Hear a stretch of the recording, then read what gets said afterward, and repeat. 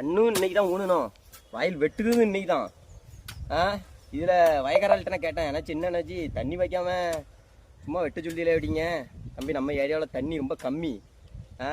கிணத்துலையும் தண்ணி பூரா கீழே போயிட்டு நீங்கள் பார் போட்டால் தான் நான் நிரப்பு தண்ணி பாய்ச்சாலும் ஓரளவு அந்த ஓடையில் மட்டும் பாய்க்கிற மாதிரி இருக்கும். இல்லைன்னா நமக்கு போட்டுவிட்டோம்னா 2 நாள் இல்லை 3 நாள் ஆயிரும் அப்படின்ட்டாங்க.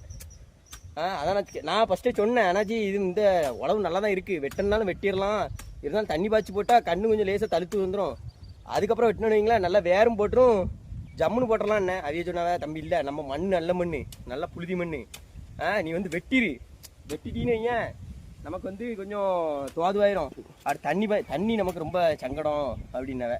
அதான் யோசிச்சு பார்த்தாலும் அதான் கரெக்டு. ஏன்னா இப்போ நிரப்பு தண்ணி பாய்ச்சோன்னு இந்த மண்ணுக்கு எவ்வளோ தண்ணி விட்டாலும் குடிச்சிட்டே தான் இருக்கும். எப்படியும் இதில் ஒரு டேங்கர் விட்டோன்னு வைங்களேன், இந்த போல் ஒரு 3-4 கண் இடையிலேயே அந்த ஒரு டேங்கர் தண்ணியே காலியாயிரும், அந்தளவுக்கு இந்த மண்ணு குடிக்கும். ஆனால் இப்போ ஓடை போட்டு விட்டோன்னு வைங்களேன், இந்த வாவர் அடித்து மேலே வீடியோ சொன்னாவே சும்மா வாவர் அடித்து போடுங்க, நல்லா புழுதி மண்ணு தானே, புல்லு தான் ஒன்றும் இல்லையா, ஏகு உள்ளே கொத்தாண்டான் அப்படின்ட்டாவே. அதான் ஜம்முன்னு போட்டு நல்லா ஓரளவு நல்லா ஏற்றி வச்சு அவைய ரொம்ப ஏற்றையும் வேண்டான்ட்டாவே. அதனால தான் பார் அப்படி கிடக்கிற மாதிரியே போட்டு கொடுத்துட்ருக்கோம். இப்போ தண்ணிக்கு தான் இங்கே பெரிய தட்டுப்பாடு. இல்லைன்னு வைங்களேன் இவ்வளோ ஆடு வளர்த்துட்டு தான் இதெல்லாம் வெட்ட விடாத.